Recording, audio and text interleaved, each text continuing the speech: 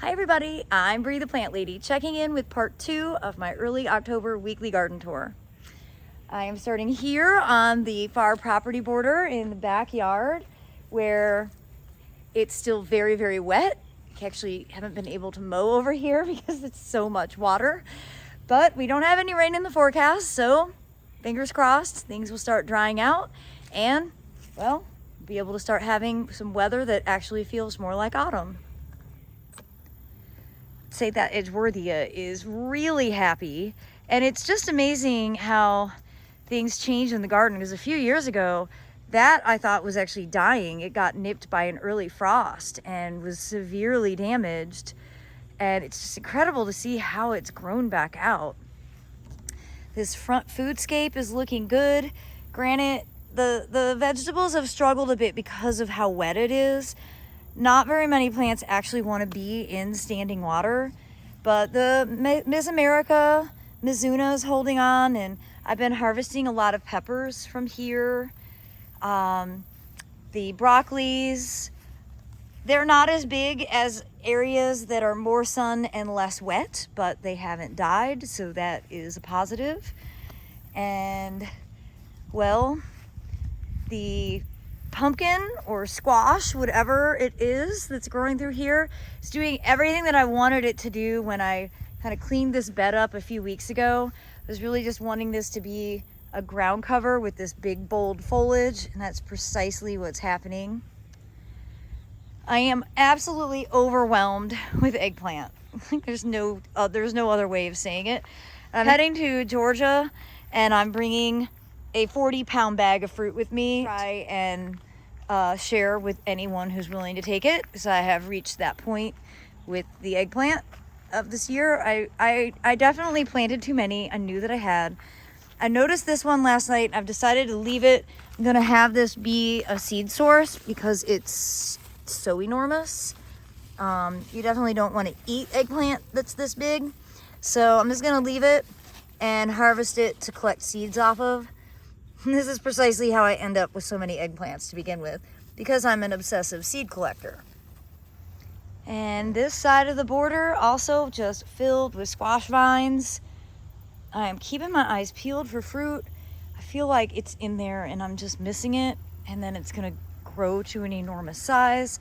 Again, I like to harvest these squash smaller and eat them on a daily basis instead of letting them get enormous where they're like really hard to cut. And I know I showed this last week, but I just feel like I have to show it again because I'm endlessly amused by this gigantic one that I totally missed. And I'm hoping that this isn't like sucking all the energy, preventing it from setting other fruit. I don't really think that's how it works, but surprised I haven't seen more fruit at this point. We haven't moved these. They do need to get moved because they're not getting watered. So let's go ahead and get on that. And yeah, this border is looking a bit wild. You can see the sesame pods are forming quite well. And it looks like something's eating them off. And you can see this is the dark seeded sesame. And you can actually see the seeds right there in that pod.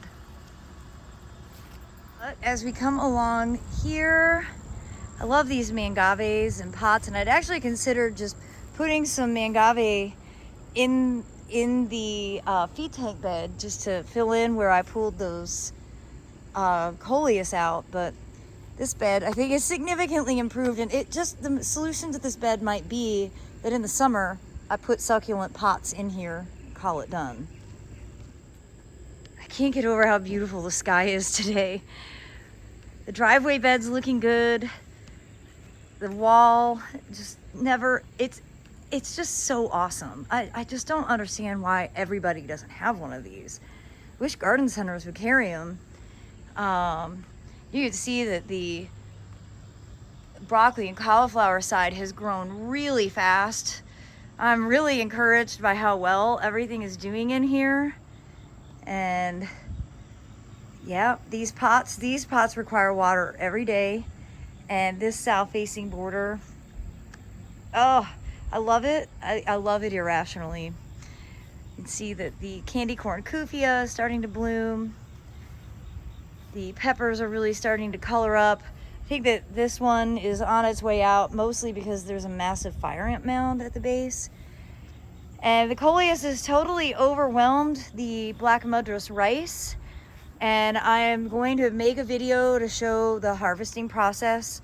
So I will have this seed.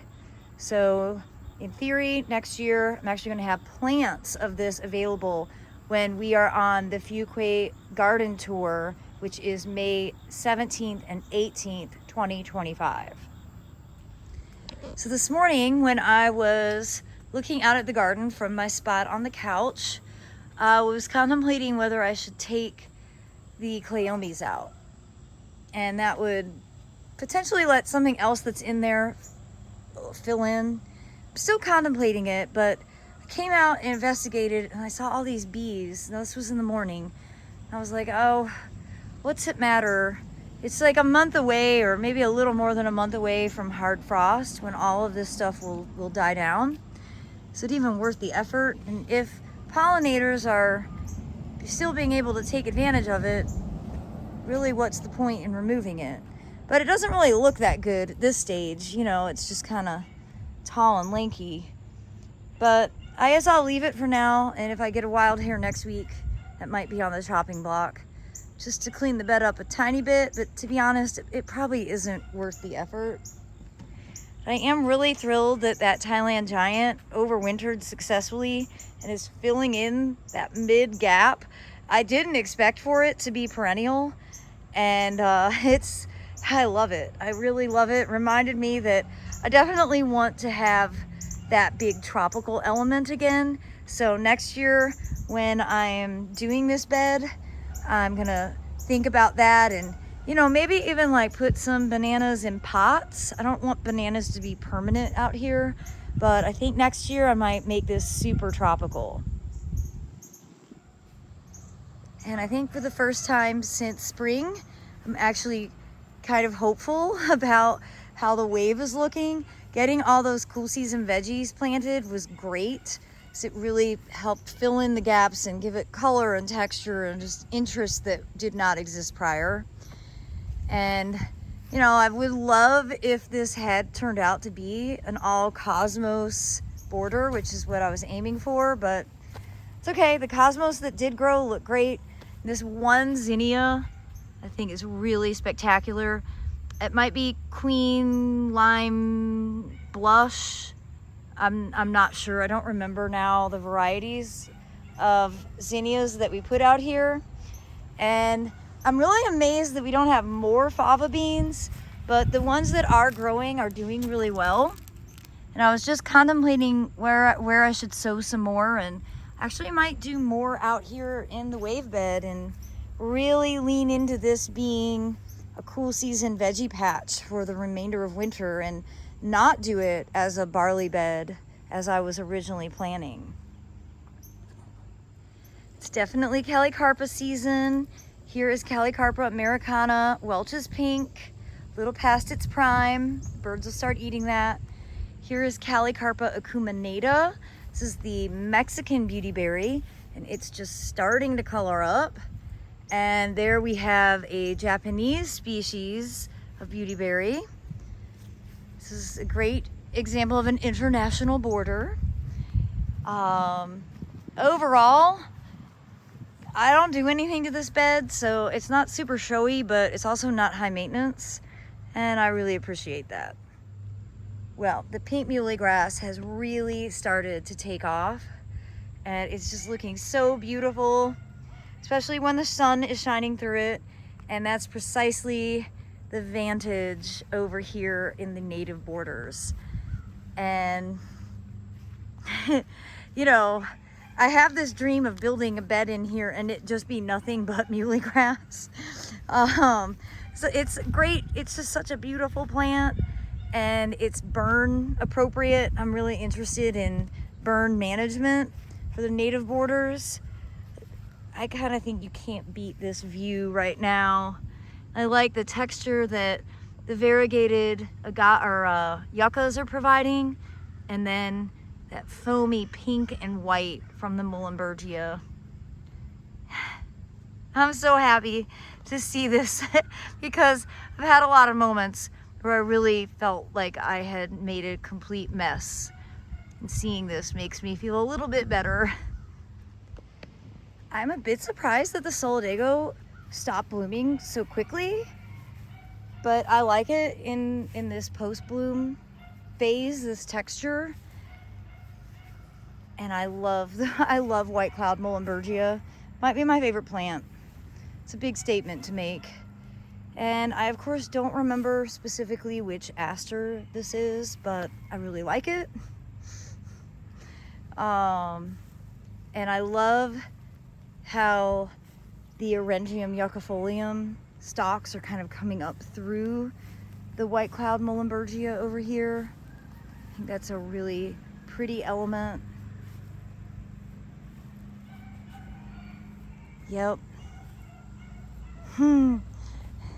Well, this is the time of year when I just, in July and March, have to remember in October, you'll be really happy.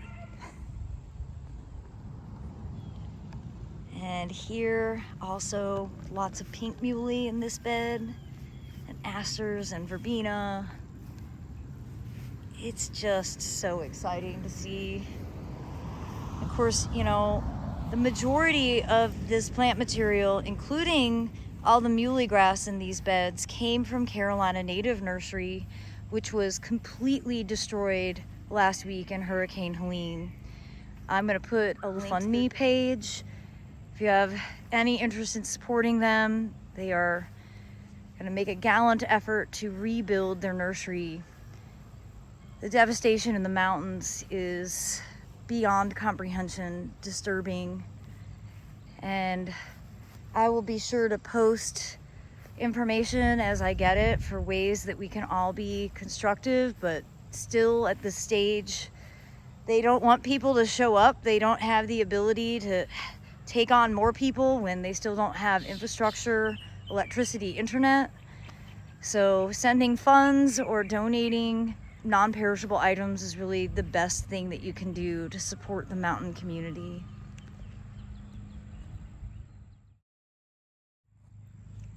This is Monarda punctata, and I've mentioned it before, it's more of an annual. It's like a self-sowing annual rather than a perennial, but these giant bees love it. They absolutely love it. And actually lots of different pollinators. They're mating. It smells great. The deer don't eat it. And I think it's a really interesting flower. And here in the perennial pocket bed, again, those white muley grasses just make everything pop and come to life. And it's really interesting. These are the same Solidago. This one bloomed earlier, and this one is really just starting to flower. Planted at the same time. Sometimes you just don't know, but I've got to say they smell fantastic. And wanted to show you this front border here. The Bright Eyes Phlox is putting out more blooms because of all the rain. Strawberries are really starting to recover. You might remember this entire bed was nothing but strawberries and they died in the drought. This is not the right place for these pink muley, so I definitely will be digging these out.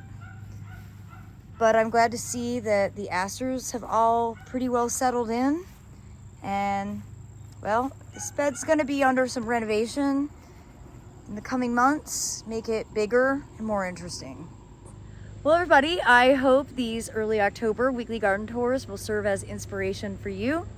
And again, I'm gonna put some information in the description with regard to ways that you can help rebuild Western North Carolina. Again, that'll be an ongoing situation and it's truly tragic. But as always, thanks so much for watching and happy gardening.